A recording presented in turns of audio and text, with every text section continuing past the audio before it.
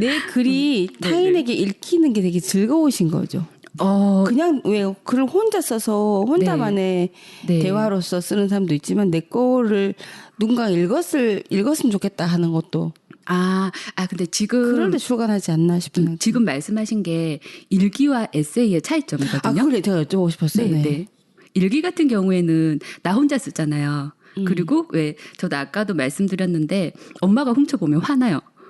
저 엄마가 뭔데 내 비밀을 알려고 해? 약간 비밀 이야기니까. 그렇죠. 네. 그렇게 되는데 에세이 같은 경우에는 꾸준히 퇴고를 해서 뭐라 그래야 되지? 좀 내가 생각해도 괜찮은 글이 되어 있거든요. 남들이 봐도 괜찮다 하는 정도의 마음이 생기면. 그렇죠. 그리고 저는 이게 시기적인 문제도 있다고 생각을 하는 게 일기 같은 경우에는 거의 뭐 어제 일, 한 달 전 일, 뭐 끽해야 뭐 1년 전 일이잖아요. 근데 에세이 같은 경우에는 나의 경험이 뭐 어제의 경험, 뭐 일주일 전의 경험이 아니라 뭐 10년 전, 학교 다닐 때, 그리고 어떤 사건을 기반으로 해서 쓰는 것이기 때문에 일단 시간이 많이 지나기도 했고요. 그리고 그때 있었던 일을 좀 더 성숙해진 내가 좀 제3자가 되어서 좀 객관적으로 볼 수 있기 때문에 그렇죠.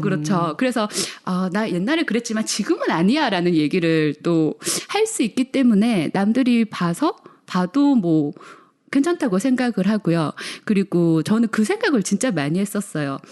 저는 뭔가 나는 회사 생활에 진짜 맞지 않는 사람이야. 나는 또 사회성이 좀 없는 것 같아. 이런 생각을 사실 저는 엄청 많이 했었거든요. 근데 누구나 다 할 것 같아요. 그쵸. 네, 근데 이제 외국에 들어오면 또 맞는 것 같기도 하고. 맞아. 네. 그렇게 생각했었는데 그냥 뭐라 그럴까. 지금 생각해 보니까 얼마든지 좋은 방향으로 생각을 하고 굳이 과거의 나를 뭐라 그럴까. 별로인 사람으로 만들어서 지금 고생할 필요가 없다는 생각을 굉장히 많이 하거든요. 그래서 그냥 내 책을 보는 사람들은 내 얘기를 들은 사람들은 좀 그런 고민을 덜 하고 살았으면 좋겠다라는 생각을 조금 하는 것 같아요. 네, 그래서 좀 좋은 메시지를 주는 사람이 되고 싶다? 다행히도 나는 쓰는 걸 좋아하니까. 이 책도 그런 내용인 것 같아요. 맞아요. 그러니까 인간관계에서 서로 힘들어하는 사람들이 그거 별거 아니야. 다 그럴 수 있어. 네. 그러니까 그게 나쁜 건 아니고 너도 괜찮은 거야. 이걸 자꾸 말씀하신 것 같더라고요. 그러니까 좀 사람에 대한 어떤 그런 인류애라고 그러나요? 일이 되게 많으신 것 같아요. 기본적으로 사람한테 대한 관심 많으시고 애정이 많고. 혹시 회사를 다니시면서도 후배들이 고민을 하면 그런 것도 같이 이야기하고 그러는 편이셨어요? 네, 저 같은 경우에는 좀 뭐라 그래야 될까? 타고난 게 예민하고 섬세했어요. 그러니까 뭐 자주 보는 사람들은 이렇게 눈빛만 살짝 봐도 오늘 뭐 아침을 못 먹었나? 오늘 아침에 엄마한테 뭐 한 소리 들었나? 혹시 뭐 저 남자친구랑 그게 싸웠나? 그냥 딱 떠올라요? 모습이 딱 보여요? 네. 그 신의 그런 게 서울에 미알이라고 좋은 데가 있거든요. 그런데 자리 하나 잡으시고 딱 피셔도 거의 다 맞추실 것 같아요. 오산도 있어요. 타로 그 센터도 있고 많이 있긴 있어요. 거의 뭐 더듬이와 문어의 촉을 그게 왜냐면 사람한테 관심 많기 때문에 그런 거거든요. 센서가 그쪽으로 잘 발달을 하신 분 같아요. 그러면 많은 제가 그런 사람을 생각했던- 만났을 때 약간 에너지가 빨리 나갈 수 있겠다. 맞아요. 그렇죠. 네, 그래서 네. 혼자 있는 시간이 필요하고. 맞아요. 사람을 싫어하는 건 절대 아니시고 아닌데, 사람을 좋아하시는데 그게 느껴지니까 힘이 드시는 그런 근데 스타일이시구나. 또 작가님이 맞아요. 그걸 뭔가 또 약간 책임감을 가지고 뭔가 또 괜찮은 이야기를 해줘야 될 것 같은 느낌이 있으니까 또 상대방도 그걸 알고 오거든요. 왜냐하면 욕먹으려고 오진 않아요. 그렇겠죠. 언니 나 이런 데 하고 싫은 소리 들으려고 오진 않거든요. 맞아요. 그리고 그 앞에도 잠깐 말씀드렸는데 제가 좀 예민한 사람이다 보니까 먼저 알아두면 그냥 좋더라고요. 그냥 뭐 특별히 뭐 안 해줘도 그냥 커피 한 잔 타주고 그냥 무슨 일 있었냐고 물어봐주고 뭐 그냥 오늘 일 하지 말고 뭐 이거 내가 해줄게 이렇게 해주면 최고의 동료이자 선배이자 야. 저 이름을 조심하세요. 바로 일할게요. 저도 그래요. 저도 바로 그냥 전문급 회사 할 수 있거든요. 일단 기분이 좋아도 안 좋은 척 할 수 있어요. 진짜요? 이름은 조심하셔야 돼. 안 좋은데 이 세상에 좋은데 안 좋은 척하면서 모든 일을 다 떠맡길 수 있거든요. 아 진짜요? 조심하셔야 돼요. 그러니까 제 일권이 순수한 느낌이 있다는 게 아마 이런 면이 그대로 드러나서 그럴 수도 있겠네. 첫 번째 이걸 에세이가. 감추지 못하시니까. 치료사 마인드시라고. 약간 좀 있어요. 그리고 그냥 보이는 거지. 이게 얘가 지금 기분이 되게 안 좋고 힘들지만 한 30분 정도 들어주고 얘기해주면 얘가 괜찮아질 거라는 약간 와. 그런 빨리잖아. 와. 기안 빨리세요? 그렇긴 한데 네. 그 정도는 나 스스로도 감당할 수 있으니까.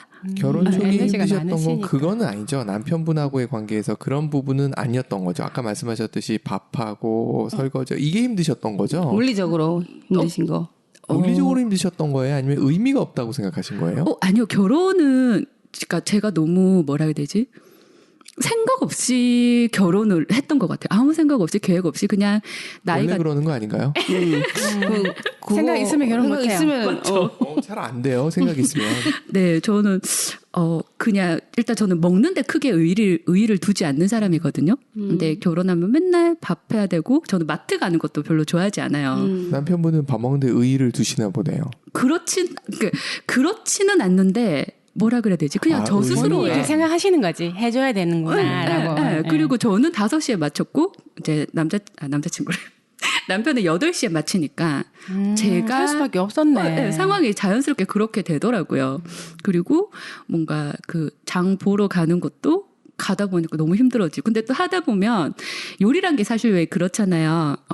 내 취향에 맞추기보다는 상대가 좋아하는 음식을 하게 되고. 그러니까 저는 약간 국물 같은 거 좀 빨갛고 매콤한 거 이런 거 좋아하거든요. 찐득하고 이런 거. 근데 우리 남편은 하얀 색깔, 맑은 거 이런 국물을 좋아해요. 작가님은 기본적으로 상대방을 배려하는 네, 그게 이거를 기본 오지랖이라고 과정이시는 것 표현을 가끔 하지 않습니까? 그것 때문에 많이 에너지가 쓰이셔서 그래서 결혼 생활이 그러니까. 힘드셨나 보다. 저도 생각해 보니까 좀 그랬던 것 같기는. 사람한테 에너지가 많이 쓰이는데 난 네. 그렇게 쓸 수 있는 양이 정해져 있고 네. 더듬이는 너무 발달돼 있고 30분 정도 들어줄 수는 있는데 30분 네. 이제 뭔가 해주기는 쉽지 않죠. 음식을 네, 30분 이상 네. 해갖고 네. 갖다 바치기 쉬운 일은 아니죠. 근데 또 제가 또 막상 해보니까 저는 뭔가 화를 내는데 좀 취약한 사람이거든요. 그래서 저희가 거들어 드릴게요. 근데 화도 좀 습관이라서. 그런가.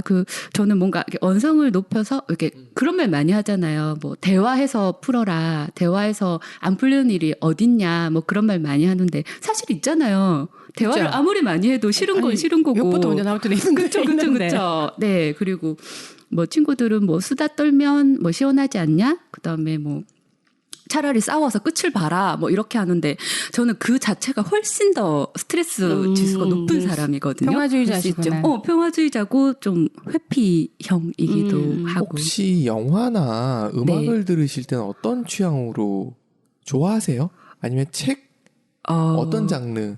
사실 영화 같은 경우에는 제가 최근에 알았는데 네. 저는 영화를 좋아하지 않아요. 그러니까 글 보시는 분들이 글은 그럼 어떤 장르를 많이 미디어를 안 읽으세요? 좋아하시더라고요. 글 아까 같은 넓힌 말씀을 주셨는데 약간 네. 지식서들 얘기도 네. 하셨는데 네. 그거 말고 실용서 말고 실용서 말고 사실 요즘 같은 경우에는 제가 소설을 쓰고 있거든요. 그래서 소설책 봐요. 이제 에세이 공부하듯이. 말고 이제 소설 준비하고 계신 거죠? 네, 옛날부터 예전에도 아니요, 예전엔 또 소설책을 제가 안 좋아했어요. 그럼 실용서 중심으로 읽으신 거예요? 그래서 아까 전에 효율성을 가지고 네. 책을 본다고 하신 게 진짜 맞는 말씀인 것 같은 게 저는 좀 뭐라 그럴까 공부하는 스타일이거든요. 그래서 처음에 이제 코로나가 막 이렇게 시작될 때도 저는 코로나에 대해서 공부했어요. 바이러스가 뭔지. 감기랑 세균이랑 어떻게 다른지, 그리고 뭐 세균이 이렇게 막 창궐 했을 때 내가 어떻게 해야 되는지, 바이러스가 막 했을 때 어떻게 내가 어떻게 대응해야 되는지, 그리고 뭐 바이러스가 이렇게 발전돼 가는 방향, 그리고 우리가 백신을 맞아도 되는지 안 되는지 이런 거를 저는 불안해셨어요? 아니면은 궁금해서. 호기심이세요? 어느 쪽이신 것 같으세요? 제 생각에는 네. 전자인 것 같아요. 그러니까 불안해서? 불안해서라기보다는 네. 공부를 통해서 불안을 이렇게 없애는 스타일인 거죠. 왜냐하면 내가 알아야지 어떤 행동을 하겠다는 판단을 할 대응을 할 수 수가 있으니까. 지금 네, 소설책을 읽으시는 것도 내가 소설을 써야 되니까. 그렇죠. 근데 다 필요에 의해서 하시는. 그쵸. 에세이에서 소설로 문체를 바꾸는 게 생각만큼 쉽지가 않거든요. 그렇죠. 완전 다르죠. 네. 에세이 같은 경우에는 내 머릿속에 있는 얘기를 내 하고 싶은 말로 꺼내서 좀 친숙하게 쓰면 돼요. 근데 소설 같은 경우에는 시간과 공간의 배경을 만들고 그다음에 그렇죠. 인물을 인물의 만들고 특성 다 만들고 인물을 다 만들어서 가게도 다 만들고 맞아요. 그리고 그들을 움직이려고 하면 타당해야 되거든요. 이걸 다 생각을 하려고 하니까 정말 자연적으로 소설가들이 전 존경스러워지더라고요. 네. 근데 그렇게 하다 보니까 또 소설을 공부할 수밖에 없어요. 이렇게 생각을 하기 위해서 얼마나 많이 돌아왔을 것이며 그다음에 이렇게 참신한 표현을 하기 위해서 이런 참신한 상황을 만들기 위해서 어떤 생각을 해야 될지를 자료 수집도 해야 되고. 그렇죠. 진짜 할 일이 많을 것 같아요. 장르는 어느 쪽으로 준비하고 계세요? 지금 같은 경우에는 저는 사랑 얘기 쓰고 싶어서. 배경은 어느 정도 시대나 뭐 이런 걸 좀 잡아놓으신 게 있으세요? 네. 그러니까 20대 여성이 이제 30대까지 이제 생각이 많이 바뀌어가는 과정이라고 해야 하나? 그거를 계절을 닮게 표현을 했거든요. 시작은 봄인데 뭔가 봄은 첫사랑? 그런 좀 봄바람의 느낌이 있잖아요. 그래서 20살의 여대생이 겪는 첫사랑의 느낌부터 그다음에 마지막 겨울은 이제 30살이 되어서 이제 그때의 배경은 겨울이거든요. 그러니까 겨울에 뭔가 찬바람 같은 서른의 여성의 사랑 이야기 이렇게 마무리가 되는 소설입니다. 서정적인 멜로. 아니요. 근데 이게 저는 진짜 서정적인 멜로를 쓰고 싶었는데요. 호러가 되나요? 농담입니다. 근데 서정적인 멜로 맞는 것 같아요. 진짜요? 일단 말씀을 들어보니까. 사실 사랑이요. 뭐라 그럴까. 예전에는 사랑이 아름답다라는 표현을 많이 썼거든요. 근데 요즘 안 쓰잖아요. 뭐라고 표현해요 그러면? 그것도 스릴러라고 얘기하진 않잖아요. 스릴러까지는 아니지만 요즘의 사랑은 저는 지극히 현실적이라고 생각을 해요. 필요에 의한 사랑 그리고 뭔가 연애보다는 썸 타는 걸 더 좋아하고 결혼보다는 동거하려고 하고 쉽게 헤어지려고 하고 그다음에 상처받기 싫으니까 마음 주지 않고 좀 이런 자기 보호적. 그렇죠. 작가님이 다시 20대로 돌아간다면 그런 연애와 결혼을 했을 것 같은 느낌이신 건가요? 근데 그렇게 말하기엔 제 소설 속의 사랑이 너무 현실적이고 다 헤어지거든요. 네, 아름답게 끝나지 않기 때문에. 요즘에 연애는 사실 만남과 헤어짐이 빈번하지 않나요? 그렇죠. 네, 근데 물어보면 만났을 때 현재는 정말 사랑하는 것 같은데 지나고 보면 또 아닐 수도 있고 해서 계속 새로운 사랑을 찾는다 하더라고요. 맞아요. 근데 그게 사람의 마음이지 않나? 맞아요. 그래서 제가 포인트를 두고 싶은 건 뭔가 좀 요즘에는 사랑하는데도 돈이 굉장히 중요하게 역할도 하잖아요. 돈의 차이에 따라서 갈 수 있는 공간이 달라지고 할 수 있는 생각이 달라지고 데이트 방법이 달라지고 그렇지만 그럼에도 불구하고 우리는 사랑을 하니까 그럼에도 불구하고 생기는 마음 그럼에도 불구하고 생기는 감정에 대해서 저는 좀 솔직하게 얘기하고 싶은 것 같아요. 상상을 하시나요? 아니면 따로 인터뷰를 해보시나요? 일단은 상상을 기인을 하고요. 그리고 저는 상상. 에세이 작가니까 내가 예전에 들었던 감정을 이제 다시 꺼내서 기록하기도 하고 그리고 아까 소설 본다고 했는데 다른 로맨스 소설을 읽으면서 그때 거기에서 또 좀 많이 따오기도 하고요. 거기도 착안하시고 어쨌든 지금 현재 로맨스 소설을 보고 계시는 거죠? 네, 맞아요. 진짜 아무것도 없는 곳에서 그 상황과 캐릭터와 스토리를 만들어 간다는 게 이게 그러네요. 들어보니까 진짜 근데 천재다. 또 현실적인 사람들은 또 로맨스 소설 쓰기가 좀 쉽지 않다 하던데. 맞아요. 근데 다행히도 저는 좀 예민한 사람이었고 그리고 제가 막 되게 특출나게 잘난 건 아니지만 제가 좀 자신 있게 말씀드릴 수 있는 건 저는 감정을 잘 기억하는 사람이거든요. 그래서 그러니까 감정을 20대 때 걸 기억해서 꺼내서 그리고 전 3일 전것도 기억이 안 나는데. 감정은 또 더 잘 휘발되잖아요. 맞아요. 아련하게만 알고 있지. 그걸 낱낱이 기억하기가 섬세하게 기억하기 쉽지 않을 것 같은데. 그렇죠. 근데 저도 어제 먹었던 건 잘 기억이 안 나고 뭐 일주일 전에 어디 갔었지 이건 잘 기억이 안 나는 것 같은데 이상하게도 뭐 몇 번째 만났던 남자랑 뭐 극장 갔을 때의 느낌? 약간 이런 감정을 생각을 하려고 하면 그걸 언어화 시킬 수 있을 만큼 제가 기억이 나더라고요. 그러니까 구체적인 감정을 갖고 계신다는 얘기잖아요. 변형계와 해마가 굉장히 작동이 잘 돼야 되는 이건 네, 경우인데 혹시 노화되지 그런 않은. 거를 전부 다 일기로 남겨놓으셨었나요? 과거에? 아니요. 그 고등학교 때는 일기로 쓰다가 엄마가 훔쳐보는 게 화나서 그 다음부터 안 썼었거든요. 어머니가 많이 간섭하시는 스타일이셨어요? 사실 좀 뭐라 그럴까 유교걸처럼 유교걸이라고 하면 아시나? 어쨌든 그렇게 유고걸은 알아요. 비유리에. 그러니까 여자는 밖에 많이 다니면 안 돼. 뭐 10시까지는 들어와. 뭐 전통적인 관습에 되게 좀 강하신 분이시다. 네, 교복이 짧으면 안 돼. 그 10시가 이제 넘어가면 이제 1분 단위로 전화 오고 엄마 약간 좀 그런 분이시기는 했어요. 근데 주로 이렇게 엄마나 부모님이 이런 분들이 좀 글을 쓰시더라고요. 그럴 수도. 네, 우리 엄마가 지금 언제 와도 신경 안 쓰는 분들은 도대체 글을 쓸 수가 없어. 쌓인 게 없거든. 예. 아까 잠깐 왔다. 쌓인 게 없어. 뭐 아까 있어 잠깐 보내지. 왔다간 그 친구도 부모가 워낙 그 시간에 대한 제약을 하니까 본인이 불만이라든가 뭐 새로운 세계의 동경이 또 있을 수 있어요. 밤에 그 네온 사인의 어떤 거리 이런 걸 그걸 글로 쓴다 하더라고요. 그러니까 내놓고 키워졌고 그러니까 집안에 갇혀서 없고, 글을 쓰는 분들. 이 형의 다말증이었어. 글로 갈 게 에너지가 없어.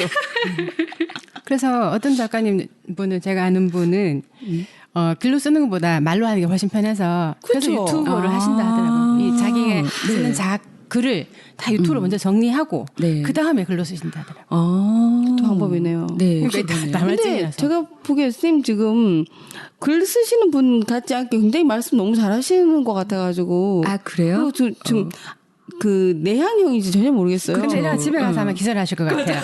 그쵸? 그리고 그건 뭐. 또 책 얘기하니까 또 이상하게 이게 또 책에 관련된 거에는 이상한 에너지가 또 막 나와요. 그게 읽는 참. 것도 굉장히 좋아하시는 거죠? 네? 읽는 거. 책 읽는 거요? 네. 예, 읽는 것도 좋아하죠. 좋아하죠. 대부분 다 글 쓰시는 분이 책 읽는 건 되게 좋아하시고 책을 많이 읽다 보니까 그게 글로 나오고 대부분 다 그렇던데. 책을 읽고 또 토론도 하시나요? 예, 독서 모임을 가기도 하는데 또 어떤 분도 책 읽기만 하고 아마 남이랑 논쟁이나 토론을 싫어하시는 분도 있던데. 그러신 분들도 있긴 한데 보통은 같은 책을 읽고 다른 사람들이 만나서 얘기를 한다는 건 정말 굉장한 시너지가 있거든요. 네, 그래서 그게 성장에 좋은 기회가 될 수 있으니까 보통은 많이 즐기시지 않을까라고 생각을 해요. 이번에 준비하시는 소설은 언제쯤 나오나요? 계약하면 나오는데. 역시 입금이에요. 자본주의 정신. 아직 지금 계약이 된 건 아니고 써서 이제 보내실 거네요. 투고를 하실 거네요. 보내고 있는데 좀 선택해 주세요. 근데 채택해 주세요. 되게 궁금한 게 아까 그 에세이 쓰셨잖아요. 그런 책들을 제가 그냥 아예 잘 모르니까 그런 것들을 출판을 해서 그 원고료를 받나 아니면 인쇄를 했을 때 좀 수익이 되는 건가요, 진짜? 저는 그냥 냈는데 의를 두나? 정말로 수익이 좀 되고. 아주 현실적인 질문을 받으신 현실적인 작가님의 답변이 살림이 되나?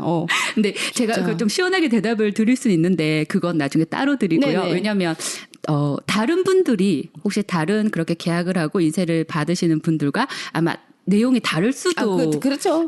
있을 것 같아서 뭐 출판사에서 평가하는 거니까. 네, 계약서에 관련된 내용을 제가 막 이렇게 시원하게 오픈하긴 조금. 계약서는 대충 들으니까 그냥 지금 저도 판매량에 따라 얼마 뭐 이런 거로 대충 작은 5% 많으면 10%를 하더라고요. 네. 진짜 작게 받네. 근데 온라인은 60%까지 받고 온라인에서 출판한 경우는 지금 그것까지만 알고 있거든요. 그래서 이북을 말씀하신 거예요? 이북이나 뭐 출판사가 이제 온라인 경우에 그래서 5% 10%면 사실 그렇게 유명하지 않고 첫 번째 책 같은 경우는 이게 들으시는 분들 중에서 직업을 때려치우고 이렇게 글을 써서 내가 벌어들이는 생계비에 얼마큼 몇 %라도 된다 하면 시도해 주실 분들 있을 것 같은데 첫 책 자체가 많이 팔리기도 그렇게 쉽진 않기 때문에 유명 작가가 아니면 특히 우리나라 도서 시장이 그렇게 활성화되어 있는 시장이 아니라는 것도 있고 우리만 쓰는 한글이라는 우리가 쓴 책을 읽을 수 있는 외국은 북한밖에 없습니다.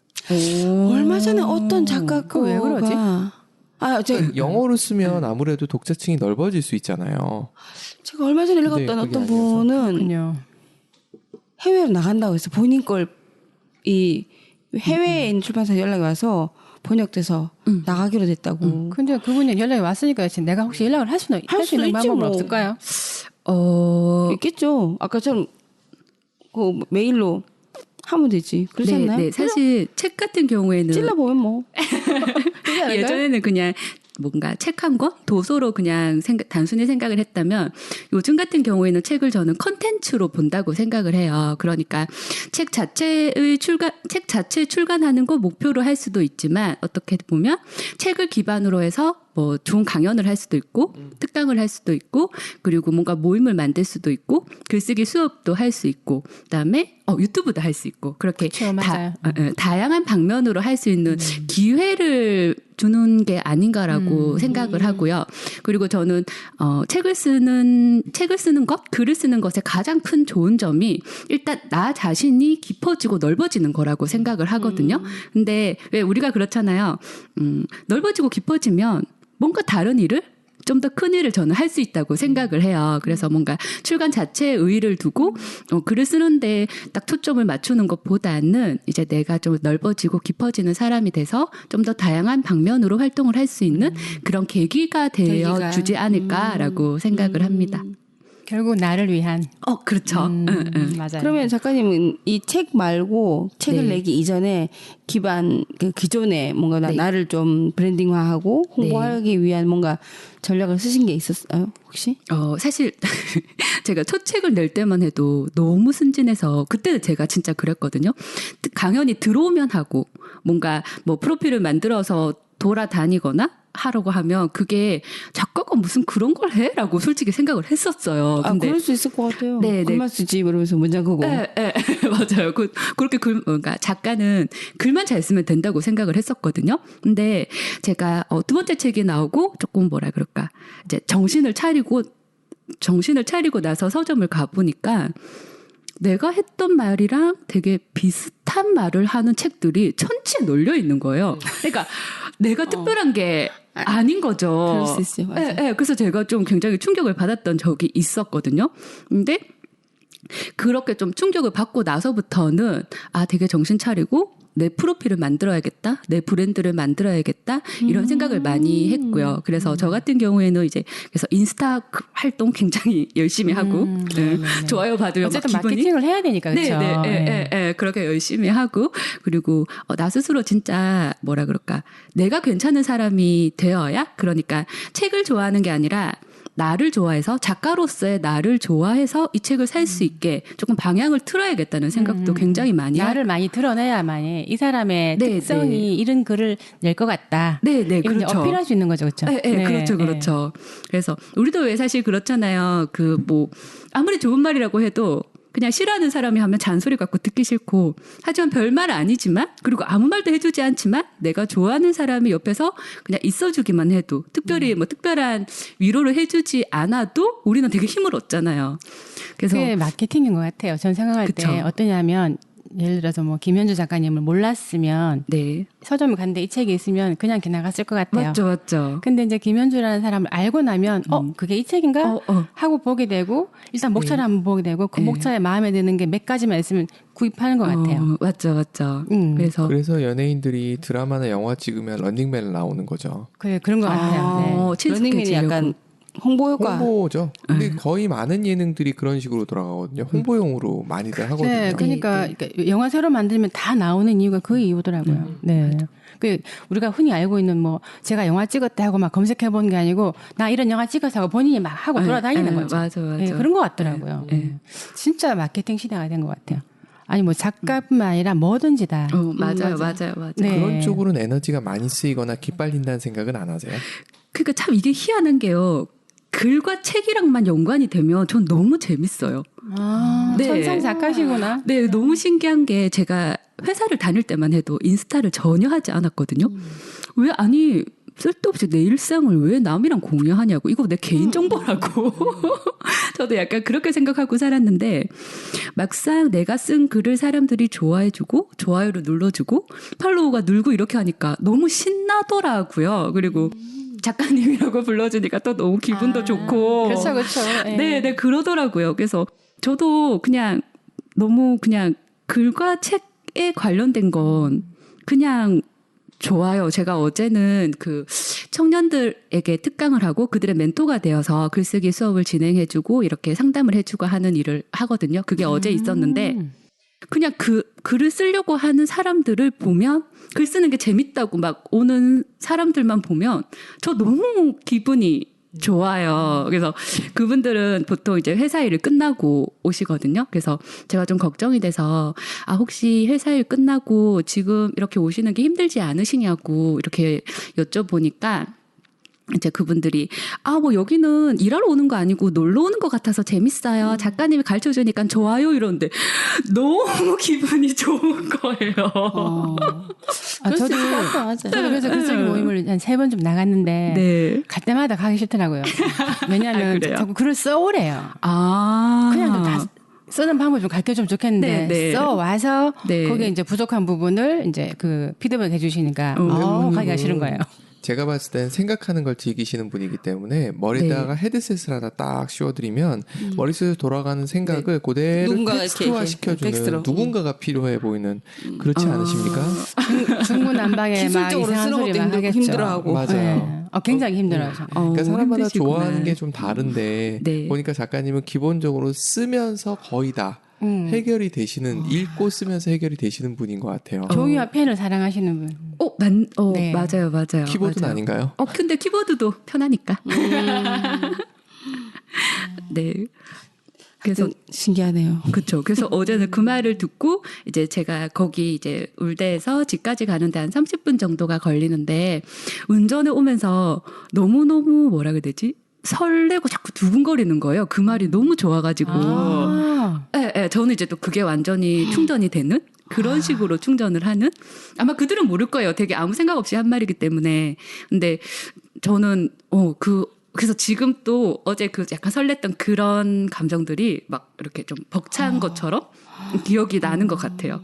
진짜 예술하시는 분들하고 같은 레벨인 것 같아요. 은미체 하시는 분들하고 이제 은미체 글. 근데 좀 젊은 사람들이 수강하러 오시는 거죠? 예. 보통은 한 20대에서 뭐 30대 초반 정도? 네, 그 정도인 것 같아요. 제가 거기 한번 가볼까요? 아니, 왜냐면 제가 가는 데는 저보다 언니들이 많이 계세요. 붓으로 쓰시는 건가요? 그러면 아니요. 종이로 다 적어 오시는데, 이쪽으로 가시면 낫겠네요. 그 좀 연세이신 분들 옛날에 그 지지리 공상 뭐 그 이야기가 너무 많아가지고 이제 좀 그렇더라고요. 바꿔오는 것도 괜찮네요. 네, 완전 수업 방향이 완전 다를 것 같긴 해요. 저 같은 경우에는 잘 쓸 필요 없고. 근데 그 젊은이들 저를 싫어할 수도 있겠다. 근데 그래도 애들 착해서 싫어한다고 말 안 해요. 저도 한 번도 막 싫다는 말 들은 적은 없거든요. 저는 이제 말 안 하면 잘 모르고 마스크 계속 갈 수 있어요. 벗지 마시고. 그럼 마스크를 제가 제일 먼저 벗어요 또. 강연하면서도 재미를 진짜 느끼시는군요. 그죠? 네네. 근데 강연이요. 처음에는 진짜 뭐라 그럴까? 내가 이제 가르칠 수 있고 뭔가 내 얘기를 할 수 있어서 좋았는데 하면 할수록 힘들어지는 것 같아요. 왜냐면 일단 예전에는 몰랐던 게 자꾸 보이니까 이제 예를 들어서 연령이 다르면 내 얘기를 받아들이는 방향이 다르잖아요. 맞아요. 그리고 결혼을 하고 안 하고도 엄청 다르고 맞아요.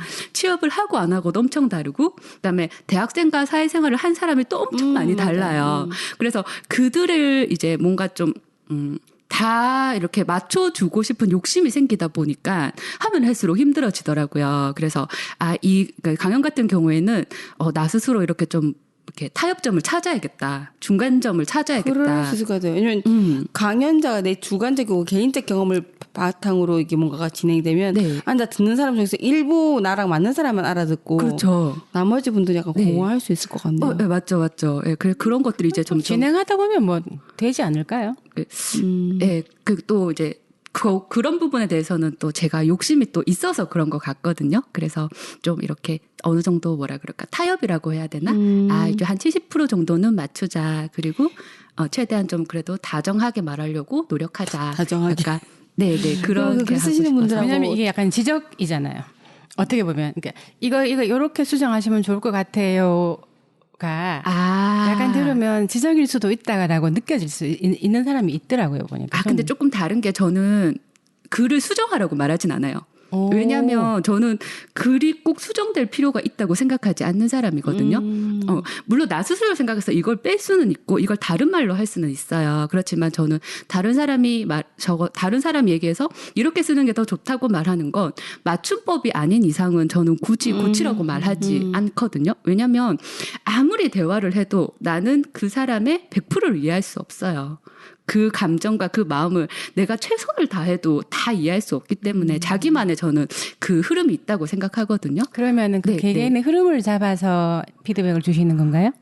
네. 피드백이 아니고 어떤 식의 강연인지 전 감이 오는데 글쓰기 강의는. 네, 지금 사실 얘기가 조금 섞였는데 특강과 피드백은 완전히 다른 얘기거든요. 특강 같은 경우에는 좀 내가 쓴 글과 이제 내 글을 중심으로 내가 얘기를 하고요. 네, 그렇죠. 이런 문장에서 이런 걸 느꼈고 이럴 땐 이렇게 하는 게 좋고 뭔가 에세이는 어떻게 해서 만들어질 수 있고 글을 쓰기 위해서는 어떤 생각을 해야 되고 생각을 어떻게 전환시켜야 되는지 그리고 저는 행복에 좀 관심이 많은 사람이어서 내가 좀 행복하고 내려놓고 살기 위해서 어떻게 하는 게 내 하루가 좋은 하루가 될 수 있는지 그런 부분에 대한 특강을 하고요. 그리고 글에 관한 피드백 같은 경우에는 저는 그냥 마음 편히 쓰라고 해요. 그래서 마음 편히 막 써서 절대 남이 볼 수 없는 글이 막 나오죠. 근데 저는 남이 볼 수 없는 글이 나왔다면 저는 이게 그냥 너의 머릿속이라고 하거든요. 그렇죠. 저희 머릿속. 그렇죠. 글 쓴 분의 머릿속이라고 생각을 하거든요. 맞는 것 같아요. 제가 아무리 거짓말로 써도 그건 결국 내 생각이니까. 맞아요. 그런 것 같더라고요. 네, 그리고 머릿속이 지금 이렇게 있는데 그러니까 내 머릿속 이래도 괜찮은 사람이 있고 속상한 사람이 있어요. 근데 속상한 사람이라면 그게 문제가 돼요. 그래서 물어봐요. 그럼 여기에서 어떻게 하면 더 좋을 수 있을까라고 묻는다면 뭐 생각을 조금 더 이런 방향으로 해보는 게 어떠니? 만약에 내 생각인데 이런 문장이 있다는 건 네가 마음이 좀 덜 열린 거니까 조금 더 열어보고 솔직해지면 어떨까? 이런 식으로 뭔가 조언을 해주지. 힐링 특강인데? 네? 힐링 특강인.